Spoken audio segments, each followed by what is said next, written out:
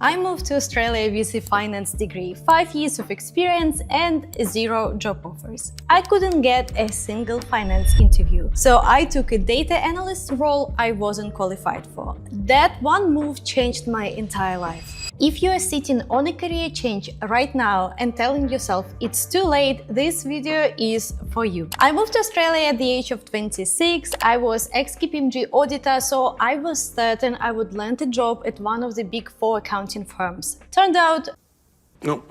There is a local CPA certificate you need for those roles. Eventually, I got one, but not before I already spent months applying for finance roles with call after call, and the companies were asking, "Why do you want to work for us?" And my honest answer is, I need money and you are hiring, that's why I want to work for you, but you can't actually say that. Why? I remember getting calls from recruiters saying something like, "Hi, it's Jade from another company." I had no idea who they even were, what companies they were calling for, because on that specific day I probably sent like 50 resumes, and in the whole week I applied for like 200 roles. So I just couldn't keep track of what companies I applied for and who was calling to me. Eventually I did get one interview and it really started badly. I couldn't understand the accents of the 2 people interviewing me. One was from Scotland and another one was from Queensland, Australia, and these 2 people had very, very strong accents. Are you gonna write me out a prescription for my fucking medication? Or what?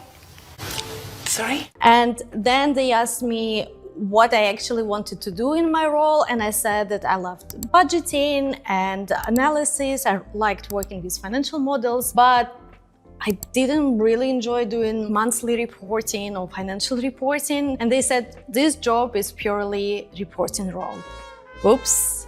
So that was a very bad beginning, and as you can guess, I didn't land that role. So my bank account was running low, so I expanded the search and I started applying to anything that needed Excel and some kind of analysis, since my last role was FP&A, which is financial planning and analysis. So I already had some experience building charts, explaining changes, reasons behind those changes. So I thought I can expand and try to find some role in this area. Eventually, one company called me for a business analyst role within a marketing department, and this is a role that changed my entire life. By substance, it was a data analyst role, but they called it business analyst because you were analyzing business.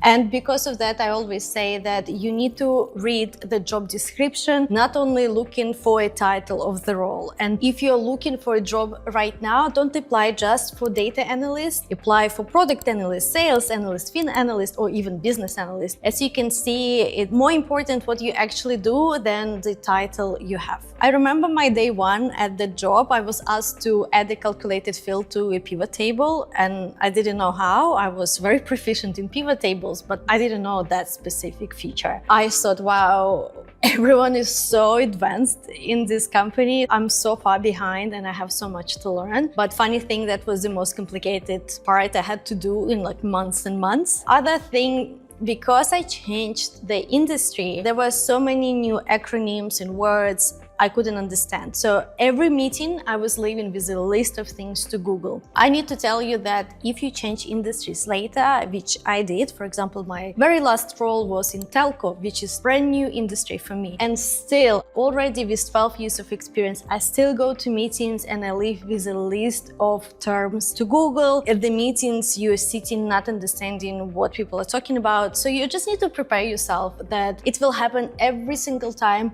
if you change industry. So it's nothing about your knowledge that you're not ready for or anything. It's totally fine. If you are at the start of this journey and you want a clear place to begin, I have a free resource pack in the description. It covers the tools, the skills, and the actual starting point. Link is in the description or on the screen. Go grab it, it's completely free. So the biggest mistake I would say I made is undervaluing what you already have. I had a real analytical experience from FP&A, building charts, explaining changes in the numbers, working with financial models, but because it wasn't called data, I almost treated it as if I was starting from zero, but I wasn't. I just didn't have the language for it yet. If you're switching industries right now, don't discount what you have actually done. Translate it, don't throw it away. Getting the job wasn't the hardest. Staying in it, growing in it, that took longer. So 2 years into that job, I gradually picked up SQL, SSRS, then R. We started working on machine learning models, and then one day I saw a financial model built in Excel. It had all these VBA macros going on, and when you click a button, the model does something magical. And I know that the company paid $50,000 for this model, which was exactly my yearly salary. So I had a genius idea. What if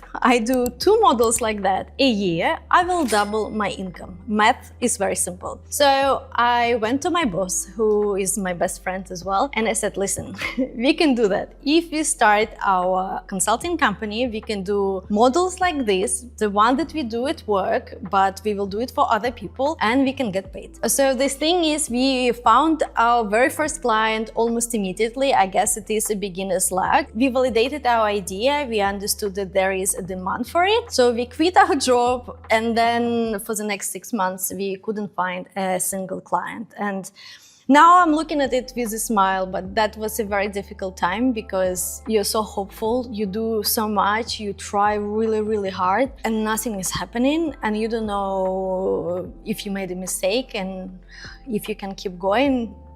That's actually very sad part of this story. I always say that you only need one yes, and that's exactly what happened. So we started picking up small jobs here and there, literally one Power BI report or some training, and then we signed with a bank, and the rest is history. This video would run forever if I told you every consultancy story. Maybe I will one day. Let me know if you're interested. But here is the most important part. The tools change constantly, systems, requirements, all of it, but the core stays the same. So I worked in SQL, then this very first client, they had BigQuery, so I had to learn on the job because I knew I would be able to achieve and finalize this project. I just needed to learn a bit of syntax. Then another client had Domo, so I had to learn this Domo to again complete the project. If your foundation is strong, you can build on top of it with almost anything. I'm completely self-taught. Even now I watch tutorials and take courses to fill in those gaps because you don't know what you don't know. I learned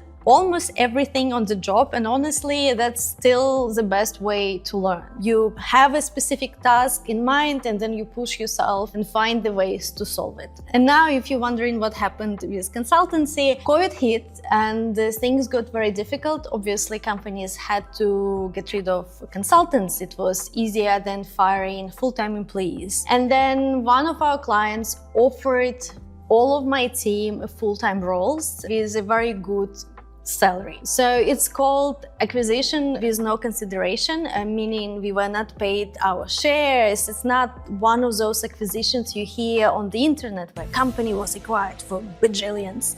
Unfortunately not, but we did get good money as a part of our salary. But so we accepted that offer based on conditions and all the circumstances, and then we moved on with our life. Has anyone here had a career move that didn't go the way you planned? Please tell me in the comments. I read every single one. The US Bureau of Labor Statistics projects strong growth in related analytics career, including 34% growth for data scientists and 7% growth for market research analysts from 2024 to 2034. All of that, the consulting, the startups, the things that worked and the things that didn't, it's why I wish I knew when I just started out. That's why I'm recording these videos, to tell my younger self what is possible and how to get there. If you feel lost in your career like I was and need guidance, subscribe to see other videos like this. So if I could go back and talk to myself, I would say be brave, believe in yourself, and you can learn anything for free. You just need time. I remember writing my very first SQL script. It was a classic select star from group by, and I couldn't understand any of it. I called myself dumb. I stood up and ran away, and I was crying and trying again and again. And one day it just clicked. And The funny part that my boss, she went on her honeymoon and left me with SQL queries. I knew very basic SQL at that point. I had a request to make a very complicated query, and it was very important for the business, and they couldn't wait for other people to come back from holidays. And I literally spent days and days, and I figured it out. I think even up to date, it's one of the most complicated queries I learned. So I went from basic to advanced level in a matter of 2 weeks, because again, I had a task which I needed to complete, and with tears, Google and Stack Overflow, I somehow managed to do it. And then it was optimized after what I've created. Obviously, I did it a bit of random, long, convoluted way, but it was working. And that's the most important. And it was accurate. So if I can say something, please be gentle with yourself, keep pushing, and one day it will all settle. Changing careers at 30 is not the problem. Waiting until everything feels certain, that's the problem. I didn't have a plan. I had a job I wasn't fully ready for, and I figured it out. And I know for sure you can do the same.